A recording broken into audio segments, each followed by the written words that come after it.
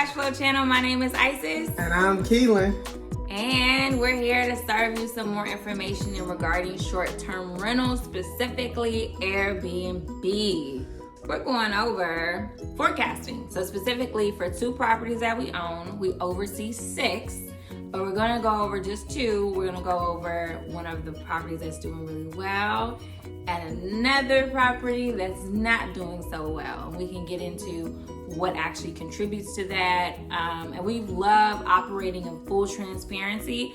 Anybody who has more than 3 properties, you're gonna have some down months, you're gonna have some struggles, but how do you bounce back? Because last night I took an L into... Now I bounce back. Yeah. You know when you don't know the word? Let me give you a summary of the worst case scenario, one of our worst performing properties of the month.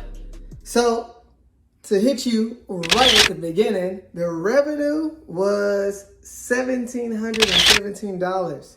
That's almost 40% less than the same comp. So 2-bedroom, 1 bath. Yeah. Okay. And the total expenses for this place is $1,945.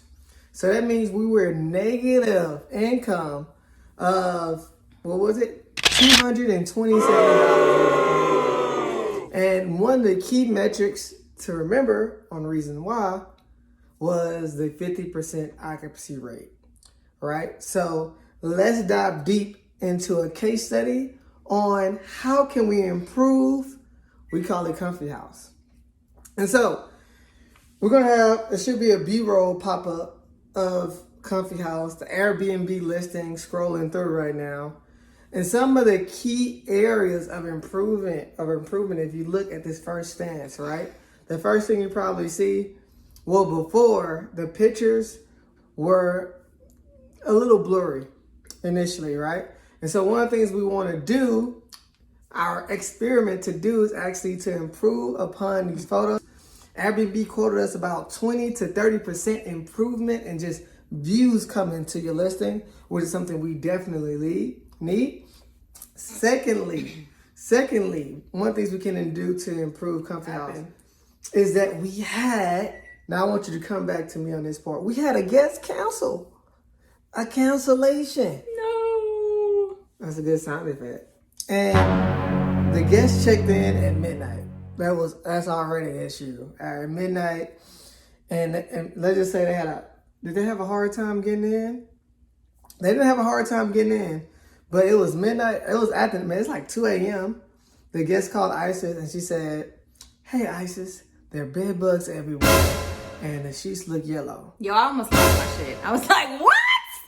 Who loves bed bugs? That's crazy. And so Isis, it's late at night. You had 2 options. One option is there any Walmart, Target, is there any store open where I can go and get you some clean sheets? To salvage this booking. Right? Because first thing Isis told her was that there should be some sheets in... Yeah, the linen closet. In the linen closet. But were there any sheets?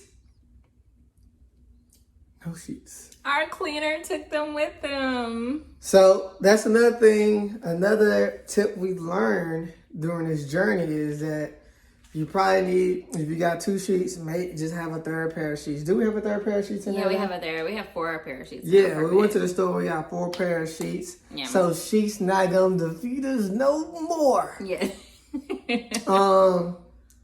So she called Isis. We couldn't replace the sheets. She saw bed bugs. Mm-hmm. She was not happy. Yeah. And she ended up canceling within the next hour or so.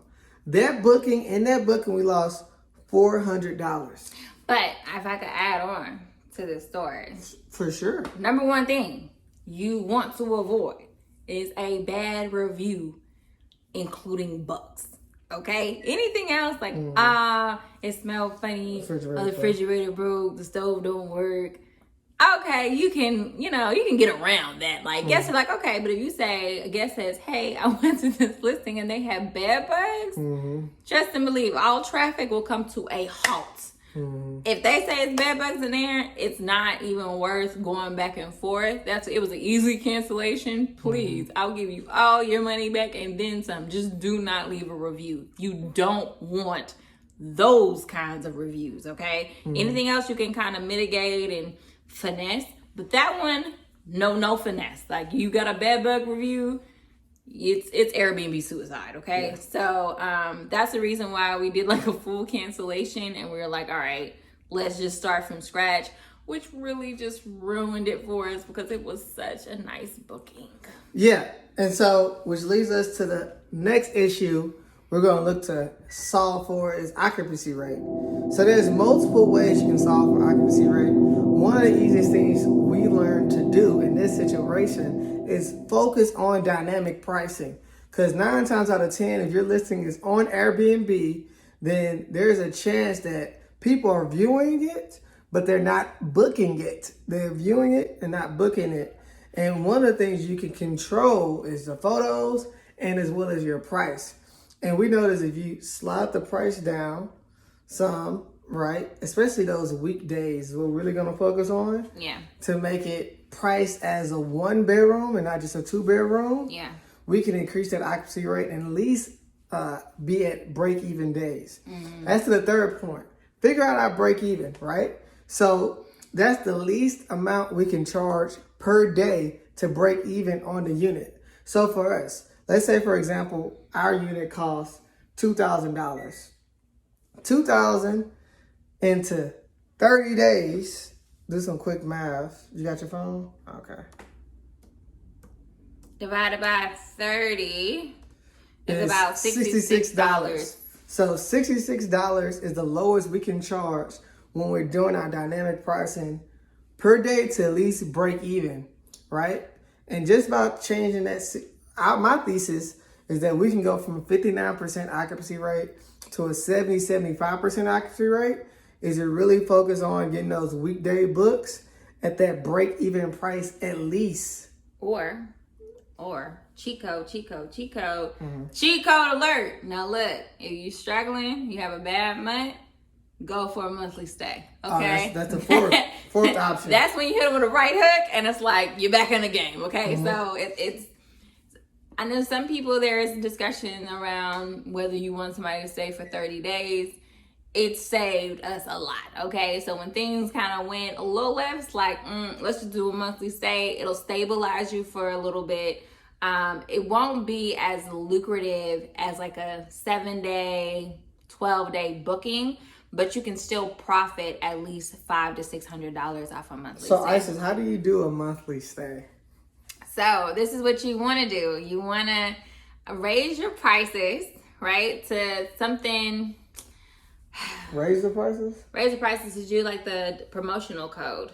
Okay. To take like a 50% or 60% discount. So it can end up being like $85 a night for 30 days. And the total booking is like $4,000. That's actually one of the things we did for one of our other bookings. And boy, she's actually about to extend for another 3 months. Crazy. Yeah. And so sometimes on Airbnb, you have an option to click on promotions when your Airbnb is running slowly. Like in September. September was a slow month in Houston at the beginning before Hurricane Ida came. And we told you about the hurricane. But at the beginning of the month, it was slow all across the board for multiple people that we know in the space. Yeah. And so if you don't have a 4.8 star, there's nothing we got to do to improve in that area, is become a super host. If you don't have a 4.8 star or you're not a super host, the bookings, it wasn't as plentiful. Yeah. And so in summary today, we talked about 4 things to help a struggling Airbnb. The first one was what, Isis? As far as... To improve the Airbnb. What's the experiment? Oh. Better photos. Better photos. Lighting, camera. Action, you did. And so all across the board. The second thing you can do is dynamic pricing. So price the Airbnb at the break-even points, right? The third thing is going to be for us, we can try to get some more long-term bookings. Is option 3. Monthly stays, weekly stays. Monthly stays, weekly stays. The fourth thing is improve our ratings to 4.8 stars, and that's going to require better customer service. Yeah. It's going to be making sure we got clean sheets in the bed. Don't have dirty sheets. Well, the sheets weren't even dirty. Just to get more information, there were no bed bugs. It was literally the sheets were being washed, I think, with some of the towels, and like there's like little lint and stuff, and it looked like bugs, but it actually wasn't bugs. Just for clarification. Oh yeah, another thing with that is that further explanation on the cleaning situation and why were there bed bugs in the first place is because no one booked the place. It was like 7 days. No one was in the place, and we haven't seen the place in 7 days. Yeah. And so during that time, it may have been some critters. It may have been some small things inside of there. That's why it's very important. Another protocol is to get your cleaners and waiters, not cleaners, but your cleaners, runners, or whoever is going in and cleaning the property. Take photos afterwards. So take photos, but if it's been that long, because they'll clean. Have somebody come. Yes, have somebody come and just do a walkthrough to sweep up whatever, is gone awry. Make sure the sheets are still nice and tidy and things of that nature. But yeah, definitely have somebody check out the unit before the next person books.